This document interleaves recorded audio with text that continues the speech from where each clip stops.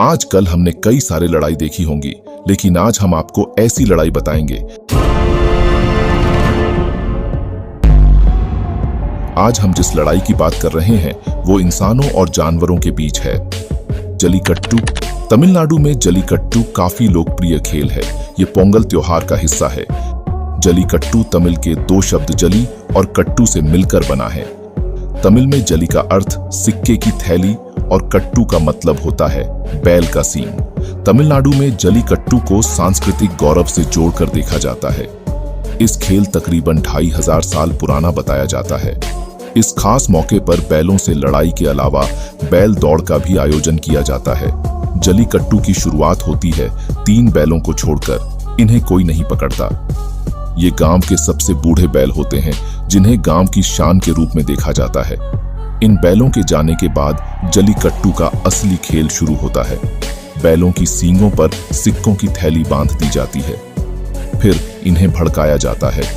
जब इनका गुस्सा चरम पर पहुंच जाता है तो इन्हें भीड़ में छोड़ दिया जाता है। जो शख्स इन पर काबू पाता है उसे इनाम दिया जाता है। जल्लीकट्टू के खेल के 3 हिस्से होते हैं। पहला होता वाटी मंजू विराट्टू, दूसरे को कहते हैं वेली विराट्टू और तीसरा होता है वाटम मंजू विराट्टू।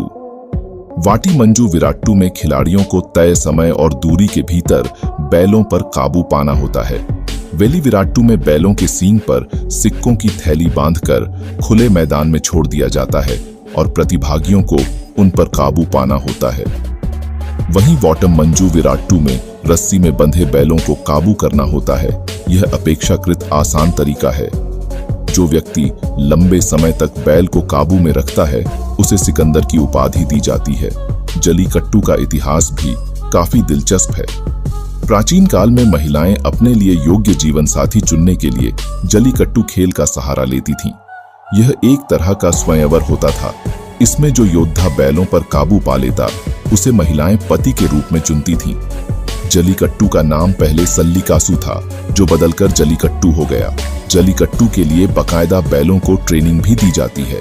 उन्हें उकसाने के लिए शराब पिलाई जाती है और संवेदनशील अंगों पर मिर्च का पाउडर लगाया जाता है। इसी वजह से सुप्रीम कोर्ट ने जल्लीकट्टू पर पाबंदी लगा दी थी, लेकिन लोगों ने काफी विरोध किया। फिर सरकारों ने खेल को मंजूरी दे दी। ज्यादातर लोग जल्लीकट्टू को स्पेन की बुलफाइटिंग से जोड़कर देखते हैं, पर स्पेन में सांडों के साथ हिंसक बर्ताव नहीं होता। वहां प्रतियोगी सांड को काबू में करने के लिए किसी तरह के हथियार का इस्तेमाल नहीं करता। Bull riding. अमेरिका के कुछ हिस्सों में बुल राइडिंग एक फेमस गेम है, जिसमें सवार एक छोटी सी जगह में सांड के साथ मौजूद रहता है और उसके इशारे पर दरबा खोल दिया जाता है। फिर सांड एक बाड़े में आ जाता है और अपने सवार पर टूट जाता है। सांड अपने सवार को उछाल फेंकने की कोशिश करता है। मुकाबला जीतने की शर्त यह होती है कि सवार को 8 सेकंड तक सांड की पीठ पर बने रहना होता है, सिर्फ एक हाथ के सहारे, और इस दौरान उसका दूसरा हाथ हवा में होना चाहिए। अमेरिकी बैल की सवारी को खेलों में सबसे खतरनाक 8 सेकंड कहा गया है। स्कोर प्राप्त करने के लिए सवार को बैल के अगले पैरों के पीछे बंधी बैल की रस्सी को एक हाथ से पकड़कर 8 सेकंड तक बैल के ऊपर रहना होगा। खेल खतरनाक है और कई बार तो सवारों की जान पर भी बनाती है।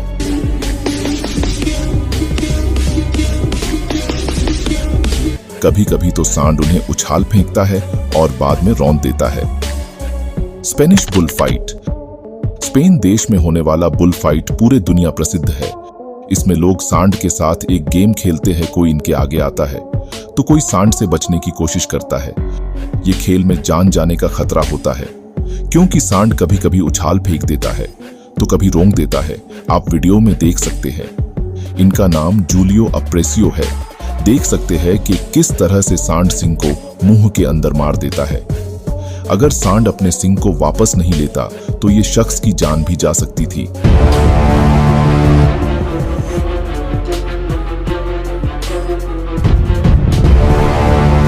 इस खेल में ऐसे कई हादसे होते रहते हैं। आपको कौन सा खेल पसंद आया कमेंट करके जरूर बताइए।